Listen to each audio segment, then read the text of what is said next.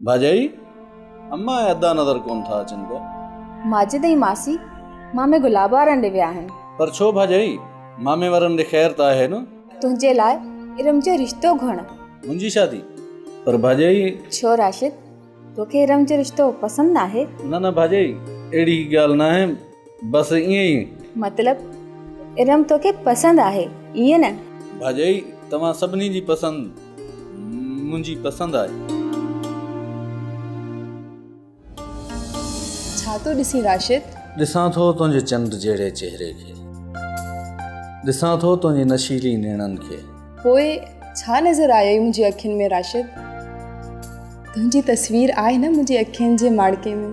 आहे रम, पर छा राशिद? क़िस्मत जी कयल महिरबानियुनि ते ख़ुशि नाहीं छा? ख़ुशी जी ॻाल्हि थी करीं रम। ख़ुशी मेहरान जूं छोलियूं बणिजी दिलि जे किनारे खां उथली रहियूं आहिनि। मन जो गुलाब मोहब्बत जी माग पवण सां गोंचा करे फुटी पियो आहे रम। अरमाननि जो फ़सुल मुदायती सरहे जीअं फुलारजी पियो आहे। त पोइ गुलनि जी सुरहाण मां लुत्फ़ अंदोज़ थी राशिद, सोचनि जे सागर मां पाण पसाए छा कंदे?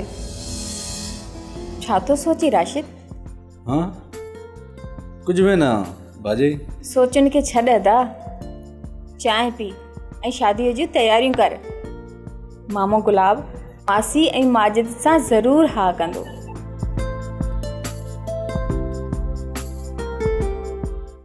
खूनी जी सज़ा असांजे कानून में मौत आहे।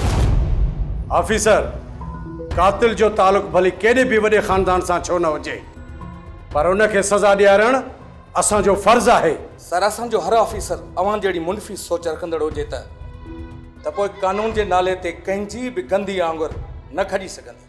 कानून खे मज़ाक सम्झण वारनि खे माफ़ नाहे करणो। इंसानियत जे दुश्मननि सां गोली हलाइण जी ताक़त हुजे त बि नो प्रॉब्लम, पर एतिरो ख़्यालु रखिजो, कानून सां वेसा घाती करण वारो ऑफिसर मुंहिंजे लाइ नाक़ाबिले बर्दाश्त हूंदो। ओके? किरण सुख जो ॾींहुं न ॾिसंदी, इहा हिकिड़ी मां जी बददुआ अथसि। इन पिटण सां छा थींदो हुसन? छा इन तुंहिंजे पिटण सां घर जूं ख़ुशियूं मोटी ईंदियूं? फारूक, ॾिसण जी शहज़ादी ऐं अंदर में नांग, इन खे किरण खे मां कॾहिं बि माफ़ न कंदसि। हाणे उनखे यादि करे पंहिंजो पाण खे परेशान न कर हुसना। जेको थियणो हो सो थी वियो, उनखे विसारे छॾ। फारूक, मूंखे इश्फ़ाक़ जी उदासी किरण जी यादि ॾियारे थी। ड्रामा सीरियल सिलसिला मोहब्बतुनि जा तमाम एपिसोड्स ॾिसो हाणे HD क्वालिटीअ में। विज़िट करियो असांजो YouTube channel Sindh TV HD drama. Subscribe कयो असांजो official YouTube channel Sindh TV HD drama ऐं वधीक अपडेट लाइ बेल आइकन खे क्लिक करियो।